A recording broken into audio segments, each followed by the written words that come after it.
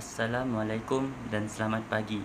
Saya Muhammad Nur Al-Nizan Shah beserta dua orang lagi rakan saya iaitu Nurul Fatihah binti Abdul Rahman dan Baka Anak Manja akan membentangkan final year project bagi subjek DPP 50163 Business Project yang bertajuk Keberkesanan Perkhidmatan Penghantaran bagi kajian kes ke atas kedai Politeknik Muka.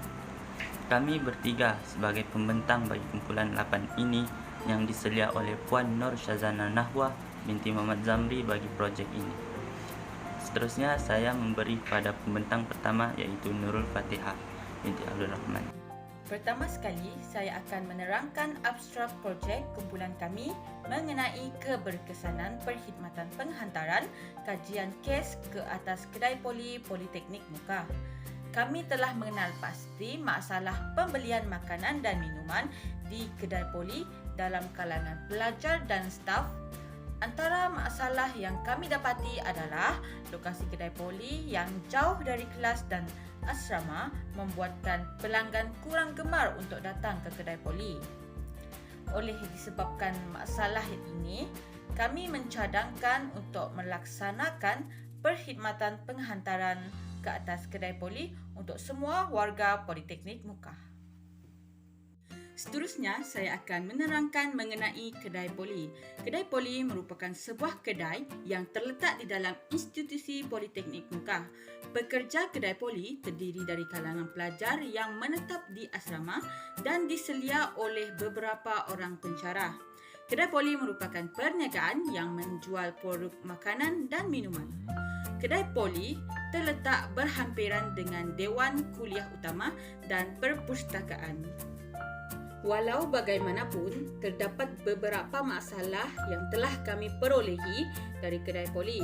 Antaranya adalah lokasi kedai poli jauh dari asrama dan kelas. Ini membuatkan pelanggan kurang gemar untuk datang ke kedai poli. Yang kedua adalah kedai poli tidak menyediakan pembelian atas talian. Mereka hanya menerima pelanggan yang datang di kedai poli sahaja. Akibat daripada kedua-dua masalah tadi, timbul masalah yang ketiga iaitu jualan kedai poli yang rendah dan tidak memuaskan. Objektif ini adalah untuk menyelesaikan masalah yang telah saya nyatakan tadi. Antaranya adalah untuk memperkenalkan perkhidmatan penghantaran melalui pembelian atas talian seperti aplikasi WhatsApp. Pelanggan boleh memesan makanan dan minuman yang dijual di kedai poli menerusi aplikasi WhatsApp langsung mendapatkan perkhidmatan penghantaran. Objektif yang kedua adalah untuk meningkatkan jualan kedai poli. Keberkesanan perkhidmatan penghantaran dapat menarik pelanggan mendapatkan produk kedai poli dan dalam masa yang sama, jualan yang meningkat akan diperolehi. Objektif terakhir adalah untuk memudahkan kedai poli dalam urusan penjualan. Hai semua, nama saya Baka Anak Manja. Nombor objek saya adalah 20 DPM 20F1003. Saya daripada kumpulan 8. Sekali lagi saya ingin menyatakan bahawa tajuk kes kami adalah Keberkesanan Perkhidmatan Penghantaran Kajian Kes ke atas kedai poli Politeknik Muka. Seterusnya saya akan membentangkan skop projek. Skop projek yang pertama adalah menyasarkan pelajar dan semua warga Politeknik Muka sebagai pelanggan kedai poli. Kedua, fokus kepada keberkesanan perkhidmatan penghantaran makanan dan minuman yang dijual di kedai poli. Ketiga, menetapkan tempoh selama 4 minggu untuk mengumpul rekod jualan kedai poli. Kajian literatur yang pertama, faktor lokasi.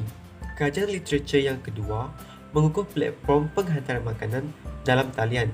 Yang ketiga, menjadi penghubung di antara pelanggan dan peniaga dalam mencegah COVID-19. Faktor lokasi. Menerusi kajian Taylor dan Fink 2003, Harifah 2015 dan Sakaran 2020, fasa pergerakan berubah disebabkan faktor luaran dan dalaman yang merangkumi faktor ekonomi, geografi, polisi dan agensi perkhidmatan penghantaran.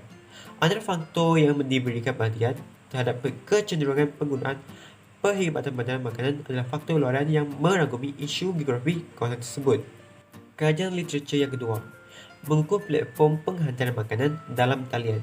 Menurut statista.com 2020, perkhidmatan penghantaran makanan merupakan perniagaan yang berkembang pesat di negara-negara membangun seperti Malaysia dan negara lain. Perkhidmatan penghantaran makanan juga semakin diterima memandangkan ianya mudah, menyebabkan masa dan kepelbagaian makanan yang boleh ditempah menurut Tan 2019. Kajian literatur yang ketiga menjadi penghubung di antara pelanggan dan peniaga dalam mencegah COVID-19. Menurut Berita Harian 2020 Mac 21, penghantaran makanan bukanlah satu perkara yang luar biasa pada masa kini. Pelbagai syarikat yang menyediakan servis penghantaran makanan yang menjadi penghubung di antara pelanggan dan peniaga dalam mencegah COVID-19 ini. Seperti yang dikenali ramai adalah Foodpanda dan Grab. Itu saja daripada saya. Sekian, terima kasih.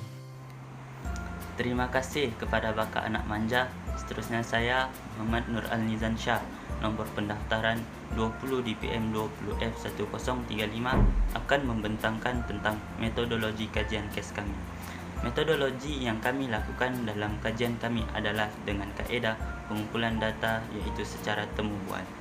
Kami telah menemu bual pekerja kedai poli iaitu Nurul Diana sebagai ketua di kedai poli yang menguruskan keluar masuk duit dan dana kedai poli. Selain itu, kami telah menemu bual serta ahli-ahli pekerja yang biasa merupakan juga pelajar di Politeknik Muka bagi mendapatkan maklumat dan informasi secara terus berkaitan kedai poli.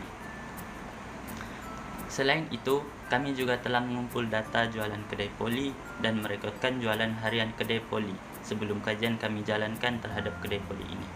Oleh itu, kami telah pergi ke kedai poli setiap hari untuk mengumpul jualan dan berapa hasil yang didapati oleh kedai poli setiap hari. Berikut dapatan kajian yang kami perolehi, iaitu pertama, mengumpul data jualan sebelum dan selepas membuat perkhidmatan penghantaran. Seterusnya, menganalisis data jualan sebelum dan selepas membuat perkhidmatan penghantaran. Dan yang ketiga, membuat perbandingan jualan sebelum dan selepas keberkesanan perkhidmatan penghantaran ke atas kedai poli. Seterusnya, berikut merupakan rajah perbandingan jualan yang telah kami kumpul sebelum dan selepas perkhidmatan penghantaran dilaksanakan. Okey, jadi kita boleh lihat di sini di rajah sebelah kiri saya.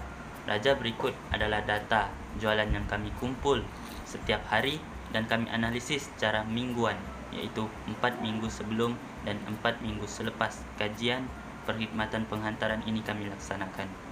Jadi, daripada rajah tersebut, jualan sebelum kajian yang terkumpul adalah sebanyak RM2,718 dan RM3,189 selepas kajian. Jadi, bagi 4 minggu sebelum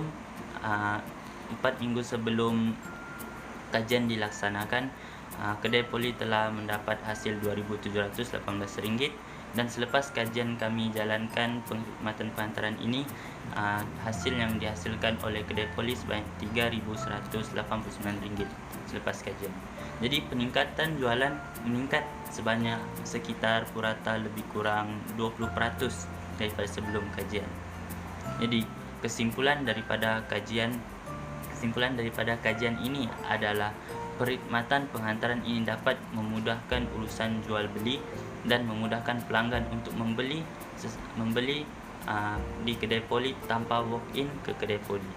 Jadi para pelanggan-pelanggan, iaitu daripada pelajar dan staf, tidak perlulah pergi ke kedai poli jauh daripada jabatan dan kamsis, hanya boleh melalui perkhidmatan penghantaran kami. Selain itu, objektif kajian kami juga tercapai, iaitu telah meningkatkan jualan kedai poli secara purata dalam masa 1 bulan. Kami telah menyelesaikan meningkatkan jualan kedai poli dan menyelesaikan masalah jarak jauh yang dihadapi oleh pelajar dan staf terutamanya. Selain itu, dari saya dari kami bertiga. Sekian, terima kasih.